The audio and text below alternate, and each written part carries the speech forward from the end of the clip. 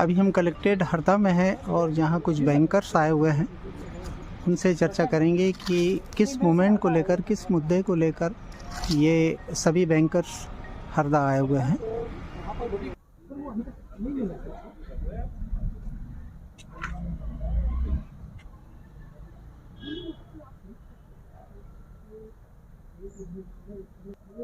जी बताएं, किस मुद्दे को लेकर आप यहाँ कलेक्ट्रेट आए?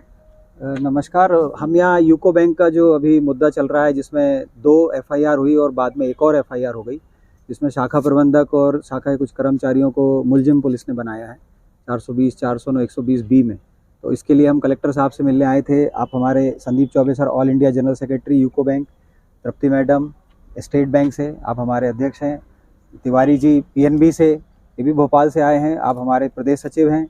बाकी Shukla ji general secretary IOB, Jha साहब general secretary Indian bank, Sumit Mishra ji UCO bank से, बैंक ऑफ इंडिया से सर, हमारे एलडीएम साहब, यूनियन बैंक, सारे बैंक और अभी और साथी जो बाहर खड़े हुए, सारी बैंक को ये चिंता है कि जिस तरीके की एफआईआर लॉन्च की गई, सारे तथ्य देने के बावजूद भी ये एक भय का माहौल क्रिएट हो गया है।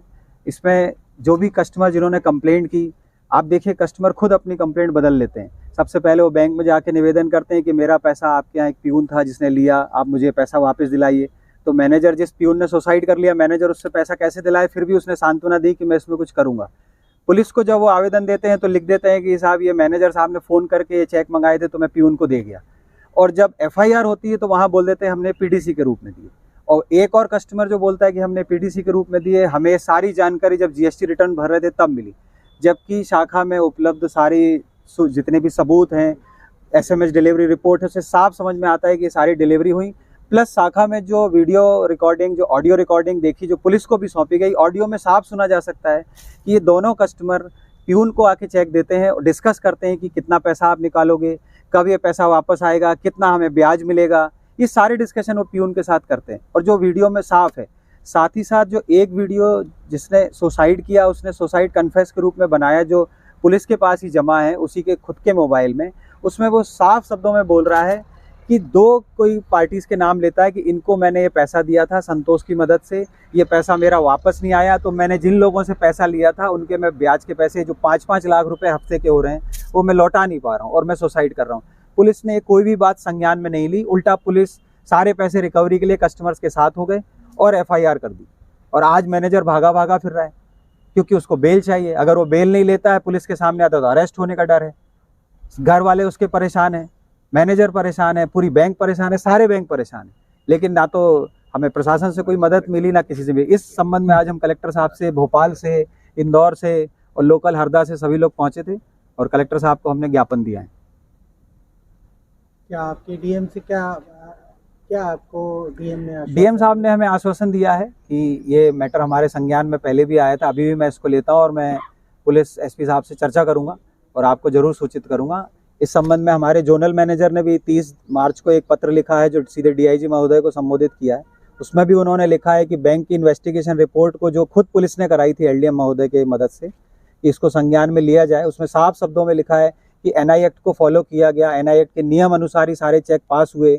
बैंक में कस्टमर खुद आके जब चेक देता है तो हम उसको कंफर्म भी नहीं करा हमने कस्टमर, क्योंकि वो स्वयं उपलब्ध था। उसके बावजूद पुलिस ने इस बात को क्यों वेटेज नहीं दिया और उल्टा कस्टमर की तरफ से एफआईआर दर्ज कर ली गई, जहाँ ये एफआईआर बैंक की तरफ से होनी चाहिए थी। आप कुछ कहना चाह रहे हैं? देखिए, कलेक्टर साहब ने तो पहली मीटिंग में ही देख के, जब पहले भी इसके पहले मिले, वो देख के समझ गए कि ये पर्सनल ट्रांजैक्शन है, बैंक का इसमें कोई रोल नहीं है।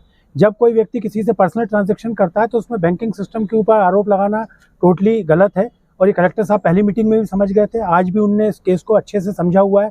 शाम को उन्होंने बोला है कि वो एसपी साहब से बात भी करेंगे और उनने भी देख के बोला कि इसमें बैंक के उनका तो कोई मामला बनता ही नहीं है।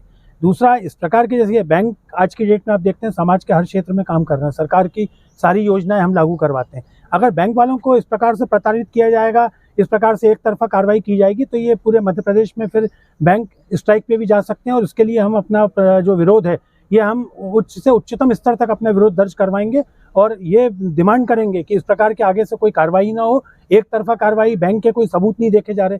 बैंक जब आपको वीडियो ऑडियो दे रहा है जिसमें व्यापारी खुद उसको चेक दे के बोल रहे हैं कि कितना कितना पैसा निकालोगे, कितना उधार पे चलाओगे, परसेंटेज क्या रहेगा उधार का, उसका ब्याज कैश में दोगे, कि आप खाते में जमा करवाओगे, उसके बाद उनकी कंप्लेंट कैसे ले ली गई पुलिस ने जांच में, ये तो उनको देखना चाहिए ना। उसका जो मृत्यु के पहले जो उसने अपना वीडियो बनाया, पुलिस उस पर भी कोई संज्ञान नहीं ले रही।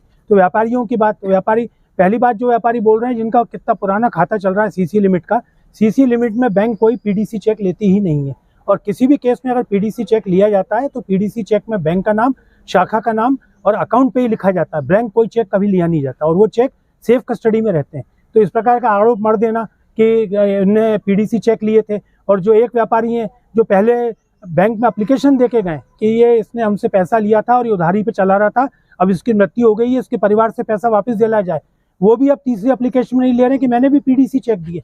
तो ये तो वैसे ही सिद्ध हो रहा है कि ये इनके पूरे झूठे आरोप हैं और ये सिर्फ बैंक मैनेजर को प्रताड़ित, धमका के, ब्लैकमेल करके किसी प्रकार अपना नुकसान जो इन्हें अपने ब्याज कमाने के लालच में किया है उसकी भरपाई करना चाहते हैं। तो आज हमारी जो all India bank officer confederation है जिसमें सारे बैंक हैं, उनका पूरा प्रतिनिधिमंडल आया है।